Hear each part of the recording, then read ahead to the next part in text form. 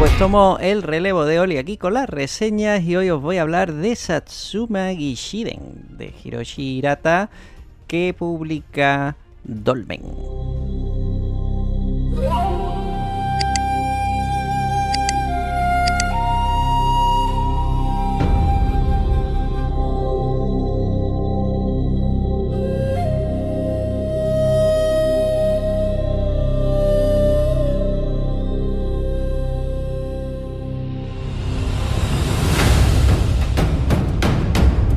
Bueno, los que hayáis seguido el programa y me conozcáis un poquito ya sabéis que a mí el tema samurái me flipa. Me da igual que sea americano, europeo o obviamente en el manga. Es verdad que estas historias normalmente giran en torno a grandes leyendas, figuras, unas batallas muy llamativas. Sin embargo, lo que os traigo hoy deja de tener ese pie tanto en lo llamativo, a veces también se apoya mucho en lo fantástico. Esto nos va a llevar al Japón más realista, con una obra de carácter histórico que nos presentan una de las historias olvidadas más grandes de los samuráis de todos los tiempos, jamás contadas. ¡Vamos allá!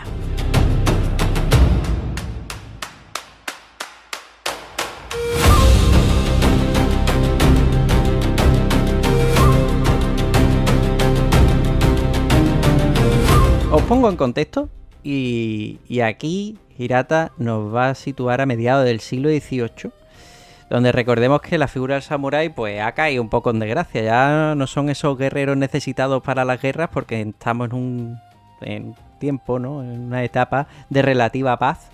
Así que vamos a tener un poquito la sensación crepuscular, ¿no? Ya los grandes tiempos han pasado. ¿Y qué va a pasar con estos orgullosos guerreros? Pues que la mayoría se encuentran ociosos, sin ambiciones, y a menudo además los vamos a ver relegados a otro tipo de oficio, poco para sobrevivir. Vamos a tener aquí que se nos presentan unos samuráis que van a hacer incluso de carpinteros para ganarse el jornal, cosa que os puede sorprender bastante si pensáis en figuras tan conocidas, ¿no? Como Musashi o yo qué sé, o cosas un poco más fantásticas como Kenshin, ¿no? Aquí vamos a tener la realidad pura y dura que nos da en la cara. Eso sí, esta gente va a guardar su espíritu bravo y sus códigos de vida siguen presentes, sobre todo en la región en la que se nos introduce, la región de Satsuma, que vino a ser uno de los grandes núcleos del código samurái durante el shogunato Tokugawa, que es en el cual Hirata nos adentra. Aquí vamos a ver como este clan de los samuráis de esta región, que está liderado por la familia Shimazu, pues que mantiene bastante poder, ¿no? Y bueno, eso lo saben los Tokugawa y un poco, pues eso, recelosos y acojojados también de lo que pueda pasar en un futuro, pues deciden una estratagema para quitárselos del medio. Y ojo, hago hincapié, todo lo que estoy contando ocurrió, ¿vale? O sea que tenemos aquí una historia realista. Fijaros lo que hizo el shogunato Tokugawa. Como los de Satsuma se están haciendo fuertes, dicen esto no puede ser. Tienen demasiado poder, ya no necesitamos a los samuráis, y con ese pretexto y con el pretexto de las inundaciones que causan los grandes ríos de Kiso, vamos a hacer que se vayan para allá. Los vamos a transportar a 1200 kilómetros de su provincia y los vamos a poner a trabajar como peones de albañil. Pero es que eso no es todo, porque sí, a lo mejor ahí van a aparecer mucho, porque sabían que era una tarea muy arriesgada, pero lo que vamos a hacer es que además se lo van a costear ellos. Es decir, esto es para el bien del país, de esas regiones afectadas por los tres ríos, pero que sea el clan de samurái de los Satsuma quienes apoquinen la pasta. O sea, dices tú, pero vamos a ver, unos tíos que vivían a tomar por culo, te los vas a llevar, que eran guerreros, ¿sabes? Que vale, que estaban un poco más ociosos, te los vas a llevar, tío, a trabajar de albañil y encima se va a hacer que se los paguen, pues sí. ¿Y cómo sabían que esto iba a surtir efecto? Pues obviamente por el código de honor de los samuráis. Sabían que negarse era un poco manchar la reputación del clan, iría en contra del código samurái, y aparte sabía que todo el decir no podía pues acabarse en una especie de rebelión sangrienta a gran escala. Así que bueno, acceden a regañadientes, pero acceden.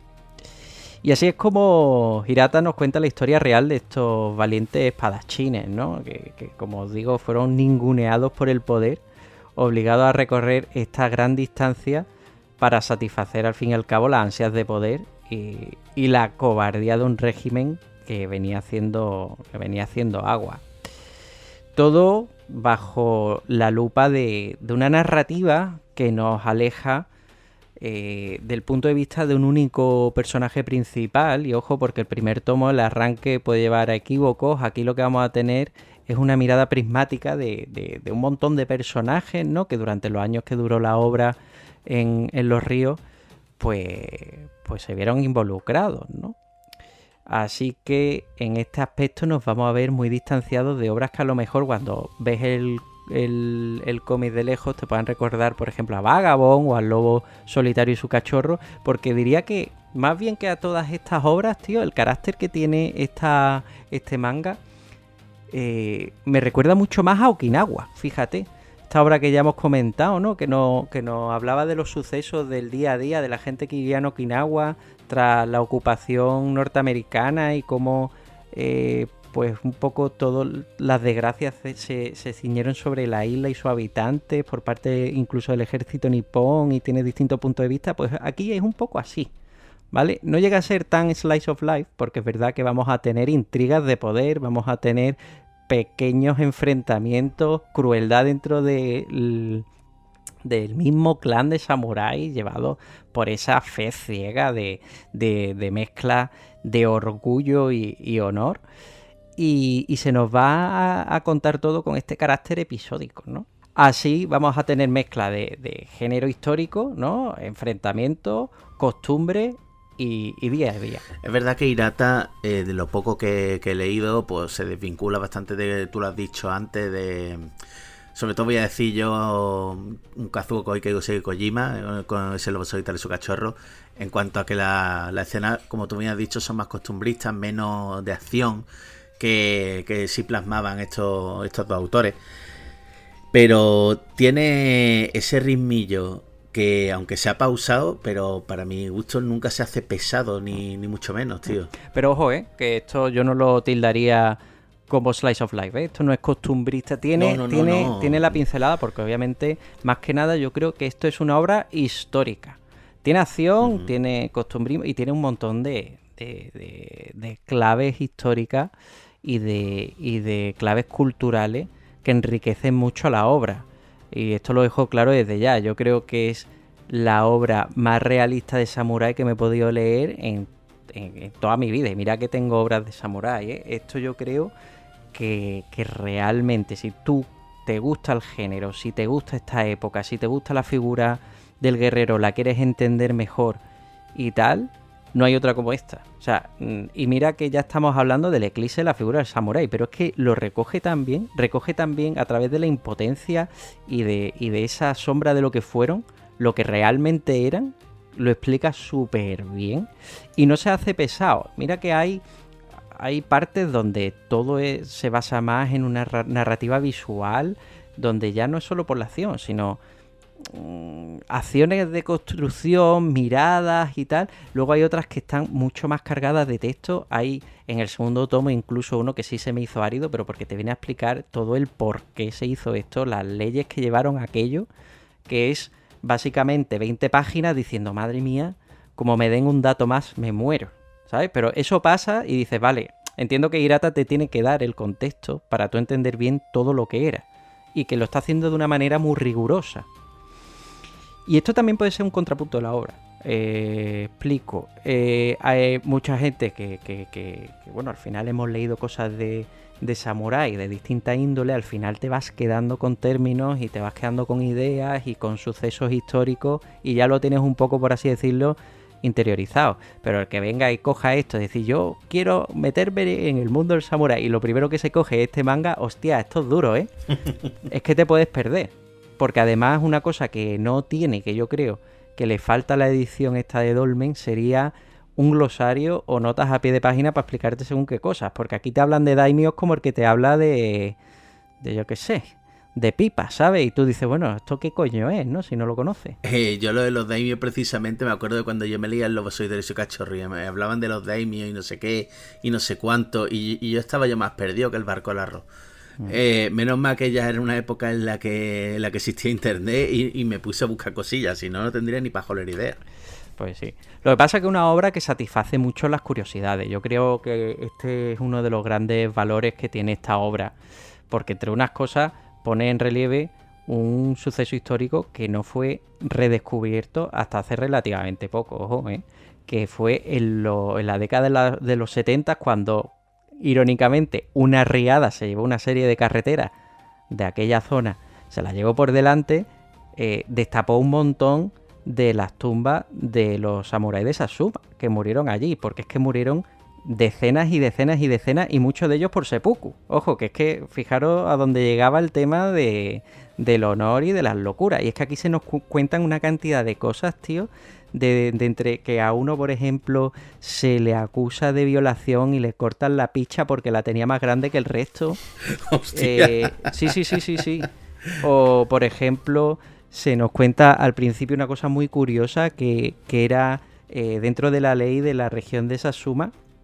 Se celebraba una especie de juicio que cogían básicamente a los ladrones, ¿no? Los que habían sido inculpados de cualquier delito, y los ponían entre dos grupos de samuráis armados y montados a caballo, y tenían que llegar a un árbol. Y ahora los samuráis les daban caza. Si llegaba a tocar el árbol se salvaba, pero si no, lo que tenían que hacer es pelearse por el hígado. Y entonces veía a la gente destrozando los cuerpos, que si la cabeza por ahí dando tumbos, no sé qué, y uno cogiendo el torso para sacarle el hígado, porque solo así ganaba, digamos, el samurái que lo cogía, ¿no? Y era una manera de entretener a estos samuráis en un tiempo de, como he dicho antes, relativa paz. Entonces vamos a ver muchas cosas muy curiosas.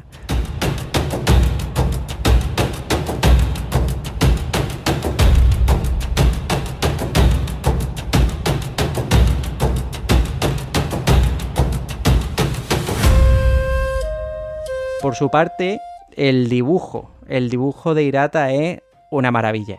Tú abres el cómic, tío, y parece que estás viendo en papel una película de Akira Kurosawa. Realista, cuidado hasta el más mínimo detalle, con unos paisajes que hace que puedas notar, yo qué sé, tío, el campo, el aroma, que si te lleva al puerto es que parece que te va a saltar un pescado vivo ahí de la lonja. Te meten al 100%. Y lo hace de una manera muy realista. Además, tan realista por ejemplo, el diseño de los personajes, que a veces te puedes confundir debido a la cantidad de ellos que van apareciendo, ¿no? Es como, ¿y este quién era, tío? Como os digo, cinematográfico a más no poder, realista. Y aunque, ya digo, no lo catalogaría ni mucho menos como un manga de acción, como he dicho antes, la refriega, los duelos son espectaculares, te salpica la sangre. Es decir, es una obra que el arte yo lo tildaría de realista e inmersivo. Y ya por terminar, la edición, deciros que son 5 volúmenes estupendos, con un papel, con un gramaje brutal. Eso sí, tiradilla de oreja, no sé qué ha pasado en el cuarto tomo, no sé si soy yo o eso fue así en general, que de pronto el papel se vuelve casi transparente. Hay incluso como un tratamiento de brillo que antes no había.